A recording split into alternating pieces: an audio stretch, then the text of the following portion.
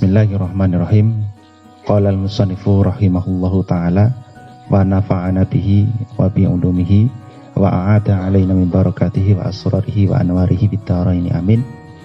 Soalan, ma iku apa al-muradu utawi kang den karepake bil istiwa'i kelawan kata-kata istiwa fi qaulihi ing dalem dawuhe Allah Subhanahu wa ta'ala, Ar-Rahmanu utawi zat kang maha welas alal arsy ing ngatasé ars iku istawa nguasani sapa Allah. Sudah dijelaskan di pembahasan-pembahasan yang sebelumnya terkait dengan sifat-sifat Allah. Sifat mulai dari sifat wajib, sifat mustahil dan sifat jaiz Allah. Kita ketahui bahwa sifat-sifat Allah itu zatnya tidak serupa dengan apapun, tidak serupa dengan apapun. Tetapi di dalam kitab Allah itu Allah dawuh di dalam kitab Al-Quran itu seakan-akan Allah itu serupa dengan makhluknya, seakan-akan ya. Tetapi itu mustahil serupa dengan makhluknya. Seperti qaulnya Allah, firmannya Allah, Ar-Rahmanu 'alal arsy istawa. Allah itu bersemayam di arsy. Sebenarnya kata bersemayam ini juga tidak patut disematkan kepada Allah. Makanya di dalam tafsir terjemah Al-Quran terjemah Kementerian Agama itu ditakliki lagi. Itu yang berhak memberi arti itu sebenarnya ya Allah itu sendiri. Walaupun kita harus betul-betul beriman bahwa Allah itu berada di atas arsy ya, sesuai dengan akidah ahli sunnah wal jamaah ataupun yang digagas oleh imam kita yaitu Abu Hasan al-Asy'ari. Sebenarnya makna istawa itu apa? Istawa itu apa? Ini dari zaman dahulu, dari zaman ulama salaf dan ulama kholaf. Makna istawa ini selalu diperdebatkan, terutama di kalangan ahlul qadar. Ahlul qadar itu ya Mu'tazilah dan konco-koncone ya. Jadi yang mana mereka itu Mu'tazilah itu selalu menafsiri ayat-ayat Al-Quran itu berdasarkan logika ya. Sedangkan ahli sunnah itu tidak boleh. Ahli sunnah wal jamaah khususnya Asy'ariyah ya, seperti kita ini Asy'ariyah, pengikut madhabnya Imam Abu Hasan al-Asy'ari, itu tidak boleh menafsiri Al-Quran secara logika, karena sangat bahaya sekali. Ilmu itu, terutama ilmu agama itu jika diartikan ya, difahami dengan logika kita sendiri, itu sangat berbahaya. Apalagi kita orang awam ya, khususnya orang awam. Maka dari itu kita thalibul ilmi itu tidak boleh mempelajari ilmu agama tanpa guru. Yang mana guru kita itu harus punya sanad. Jadi ilmu kita itu harus mempunyai sanad secara mutawatir kepada Kanjeng Nabi Muhammad SAW. Karena sangat bahaya sekali ilmu agama kalau difahami dengan logika kita, bahaya. Karena logika manusia itu mesti berbeda, nggak teko. Apalagi yang berhubungan dengan keimanan, ketauhidan, ya, akidah, itu sangat bahaya sekali. Makanya banyak ulama salaf, ya, ulama terdahulu, zaman dimana ulama setelah atau sepeninggalnya para tabi'in. Ya. Itu dinamakan ulama salaf. Itu kalau mengenai ayat-ayat Al-Quran yang musyabihah ya, ketoke seakan-akan kayak seperti makhluk, padahal tidak ya. itu mereka, kebanyakan dari mereka itu tafwid. Tafwid itu mengembalikan makna tersebut kepada Allah. Ya. Mengembalikan makna tersebut kepada Allah. Dan ini penting ya. Kita juga harus mengetahui hal-hal ini karena ini termasuk dari iman kita terhadap Allah. Baik. Pertanyaan itu tadi jawabnya adalah sebenarnya gini, ya, kitab Jawahirul Kalamiyah ya. Kitab Jawahirul Kalamiyah ini isinya adalah menerangkan tentang akidah dengan bentuk soal dan jawaban. Dan khusus yang bersangkutan dengan sifat-sifat Allah. Jawaban-jawaban di sini sebenarnya tidak menggambarkan jawaban itu sendiri. Karena sifat-sifat Allah itu tidak boleh difahami dengan takyif. Takyif itu ya jawaban secara detail. Allah itu satu, satunya Allah itu bagaimana, dan lain sebagainya ya. Seperti ini istiwanya Allah itu bagaimana?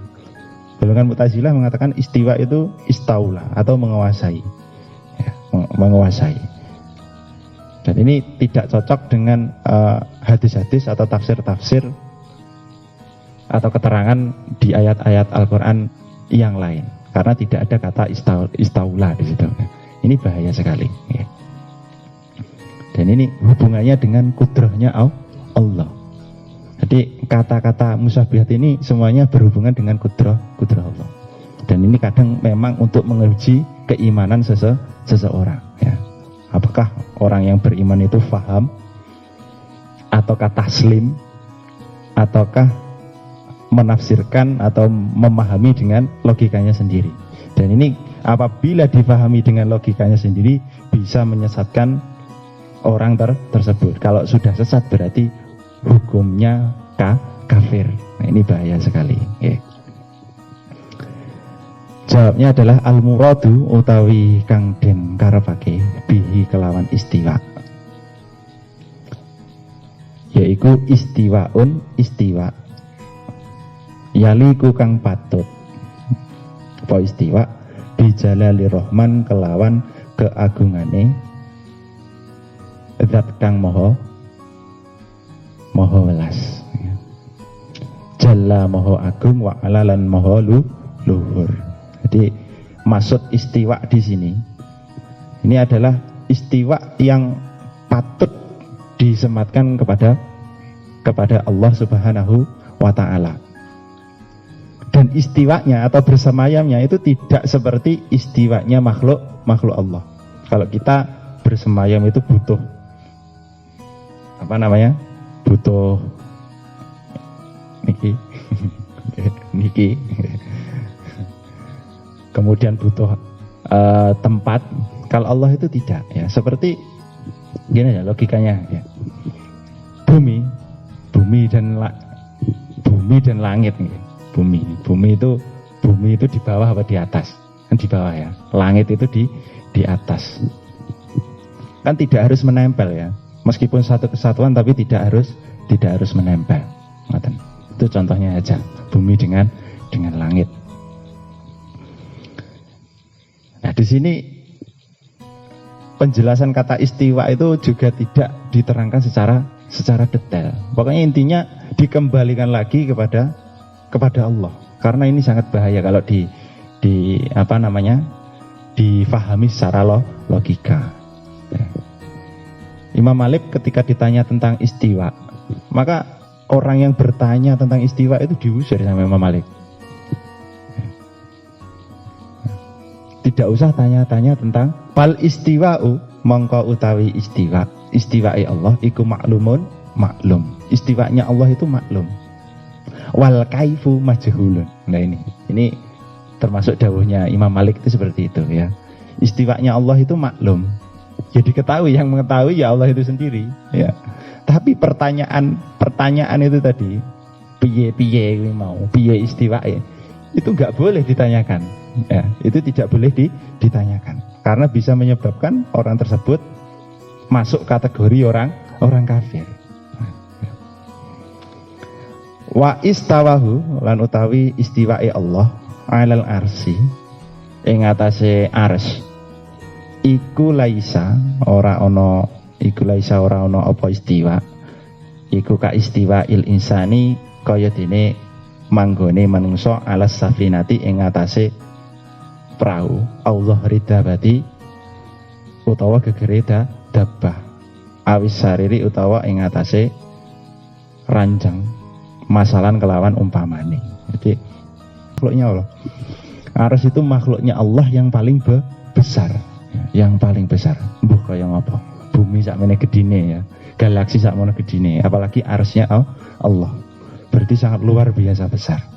Dan besarnya seperti apa kita tidak akan pernah tahu. Istiwa atau bersemayamnya manusia, makhluknya Allah itu membutuhkan tempat. Kayak contohnya ya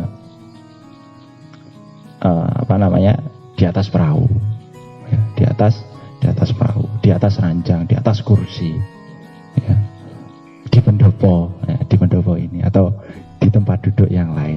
Ya. Faman tasawwaro mongko utawi sapa wonge iku tasawwaro lamun nggambarake sapa man misla dzalik ing padane mengkono madkur fahuwa mongko utawi man iku mimman tetep setengah saking wong golaba wong kang ngalahake alaihi ing atase man apa alwahmu salah ciptane. Jadi orang yang sampai bertasawur ya, bertasawur tentang istiwanya Allah, dan ini sebenarnya tidak hanya istiwa saja tapi di sifat-sifat yang lain.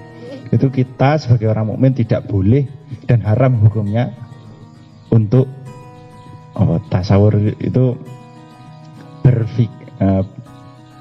menyerupakan, mengangan-angan, membayangkan bahwa Allah itu seperti ini. Ya. Ya.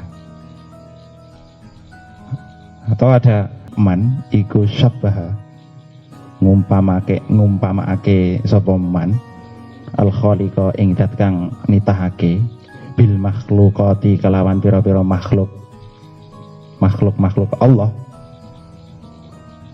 ma'a sertani annahu setuhuni kelakuan qad sabata teman-teman tetep fil akli ing dalam akal wa nakli lan dalil nakal apa annahu sak temene Allah iku laisa ora ana iku kamislihi ngumpamani sapa iku kamislihi ngumpamani Allah apa syai'un suci ya. Karena menyerupakan sang pencipta terhadap makhluk Allah yang mana sudah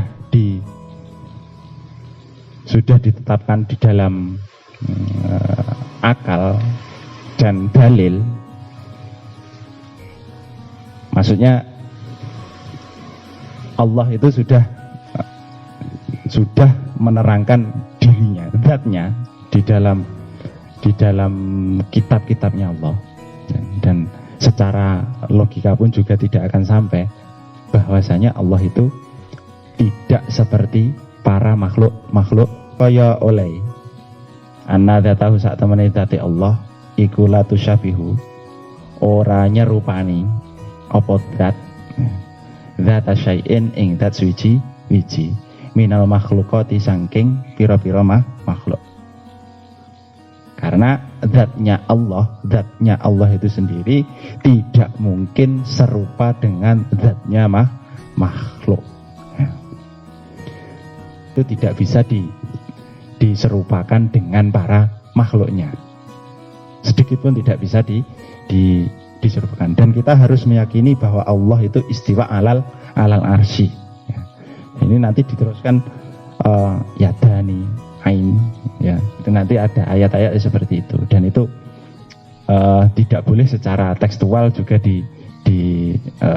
diartikan secara tekstual karena sangat bahaya sekali. Kalau memang tidak bisa takwil itu harus ditafwid ya, tafwid itu ya taslim, dikembalikan lagi kepada Allah. Saged kula sampaikan mugi-mugi manfaat lan barokah dumateng kita sedaya. Wallahu muwaffiq ila aqwamit thoriq. Assalamualaikum warahmatullahi wabarakatuh.